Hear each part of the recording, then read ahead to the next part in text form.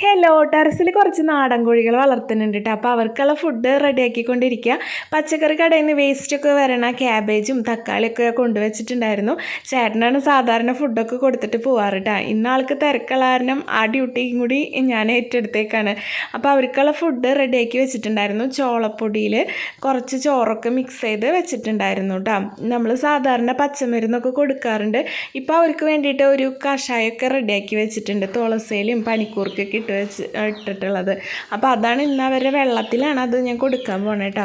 അപ്പോൾ നമ്മൾ പച്ചക്കറി വേസ്റ്റും ഒക്കെ ചെറുതായി അരിഞ്ഞ് അവരുടെ ചോളപ്പൊടി അവർക്ക് കൊടുക്കണ ആ തീറ്റയിൽ മിക്സ് ചെയ്ത് എടുത്ത് കൊണ്ടുവന്നിട്ടുണ്ട്. അപ്പോൾ കോഴി വളർത്തൽ ഞാൻ പറഞ്ഞില്ല, ടെറസിലാണ്. നമുക്ക് നായ്ക്കളുടെ ശല്യം ഭയങ്കരമാണ് ഇവിടെ. അപ്പോൾ ഒക്കേത്തിനും പട്ടി പിടിച്ചിട്ട് പോയ കാരണം പിന്നെ ഒന്നിനും താഴെയുള്ള കൂടുകളിലിട്ട് നമ്മൾ വളർത്തണില്ല കേട്ടോ. ഒക്കെ ടെറസിൽ തന്നെയാണ് വളർത്തുന്നത്. അപ്പോൾ ഞാൻ നേരത്തെ പറഞ്ഞ കഷായം ആ വെള്ളത്തിൽ ഒഴിച്ച് കൊടുക്കുന്നുണ്ട്, ഒരു മുൻകരുതൽ. പിന്നെ ചൂടുകാലത്തിനേക്കാളും അപേക്ഷിച്ച് മഴക്കാലത്ത് അസുഖങ്ങൾ കുറവാണെങ്കിലും കുരുമുളകൊക്കെ ഇട്ട് തിളപ്പിച്ച് വെള്ളം ഇങ്ങനെ ഒഴിച്ച് കൊടുക്കുന്നതൊക്കെ നല്ലതാണ് കേട്ടോ. കുരുമുളക് ചൂട് കൊടുക്കുന്ന ഒരു സംഭവമാണല്ലോ, അത് കാരണം. ഇനി കൂട്ടിലേക്ക് വന്നു കഴിഞ്ഞാൽ അവർ ഈ മരത്തിൻ്റെ പൊടിയൊക്കെയാണല്ലോ ഇട്ട് കൊടുത്തിരിക്കുന്നത് അവർക്ക്. അത് അവർ പുറത്തേക്ക് മാന്തി കളഞ്ഞിട്ടുണ്ടാവും. അത് അടിച്ചു വാരി അങ്ങോട്ട് തന്നെ ഇട്ട് കൊടുക്കും. പിന്നെ അവരുടെ തീറ്റപാത്രങ്ങളൊക്കെ കഴുകി വൃത്തിയാക്കി കൊടുക്കും.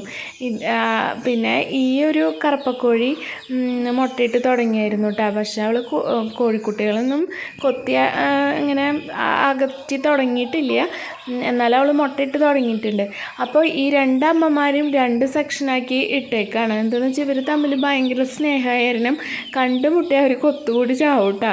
അത് കാരണം ഇവരെ രണ്ട് ഭാഗങ്ങളാക്കി തിരിച്ചേക്കാണ്. അപ്പോൾ ഈ പ്രാവശ്യം അധികം നമുക്ക് ഇങ്ങനെ ബ്ലാക്ക് ആൻഡ് വൈറ്റ് കുട്ടികൾ ഉണ്ടായിട്ടുണ്ട് കേട്ടോ. നല്ല ഭംഗിയാണ് അവരെ കാണാൻ. എനിക്ക് ഭയങ്കര ഇഷ്ടമായി ബ്ലാക്ക് ആൻഡ് വൈറ്റ് കോഴികളെ.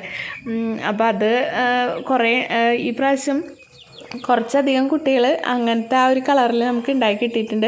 പിന്നെ ഒരു ചാരക്കളറിൽ ഒരു കോഴിക്കുട്ടി ഉണ്ടായിട്ടുണ്ട് കേട്ടോ. ഇതാണ് അവൾ.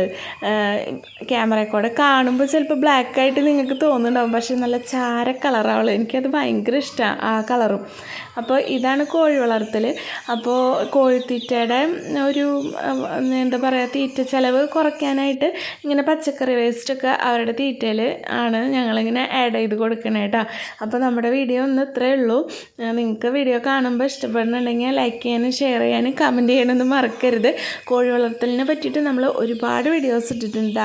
കാണാത്ത കൂട്ടുകാരൊക്കെ ഒന്ന് കണ്ടു നോക്കിക്കോളൂ.